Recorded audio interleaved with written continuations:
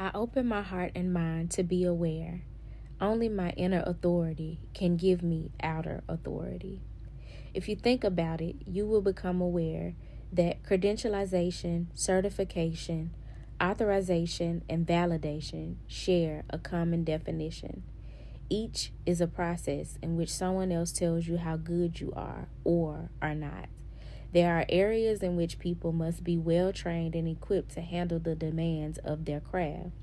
However, there are also judgments attached to the words credential, certificate, authority, and validity.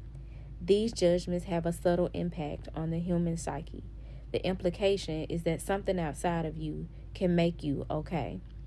You may think that because you don't have the credential or the certificate, you do not have the authority to be.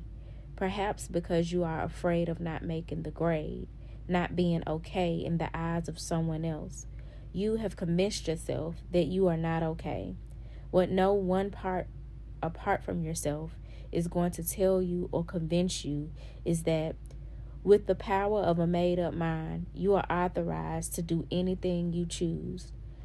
There is nothing more validating than belief in yourself and your abilities. If you believe you have the power is yours. There is no credential, certificate, or authority beyond the power of a made-up mind. There comes a moment when you must decide that you are going to believe in yourself. When that moment comes, you become aware that outside authority is the icing. Your mind is the cake. Until today, you may have been waiting for someone to tell you something or give you something that would make you feel okay. Just for today, accept that there's a place in you where you are just fine. Make it your business today to tap into that place. Today, I am devoted to becoming aware that I am okay as I am. This message is calling us to examine where we seek external validation in different areas of our lives instead of authority and self-mastery.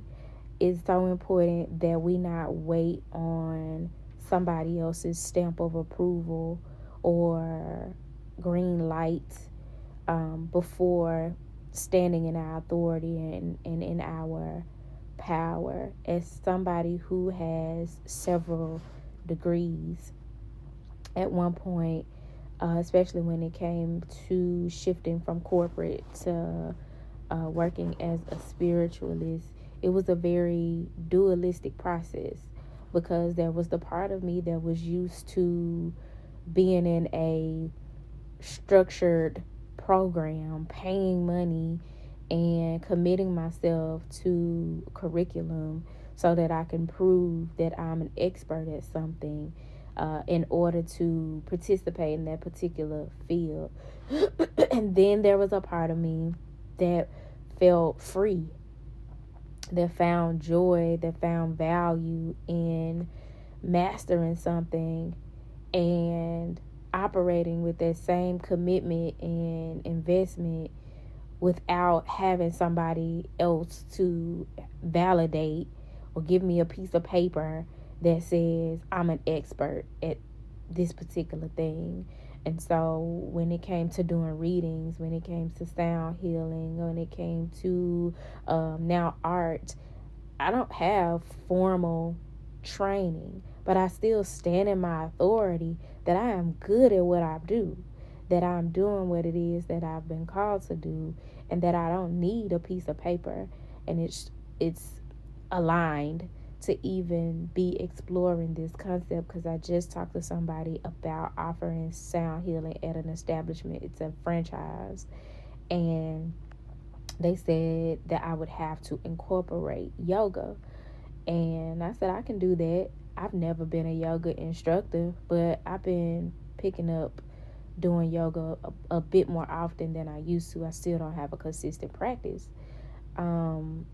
And she said, well, you can make more money if you get certified, but you can still fill the role without a certification.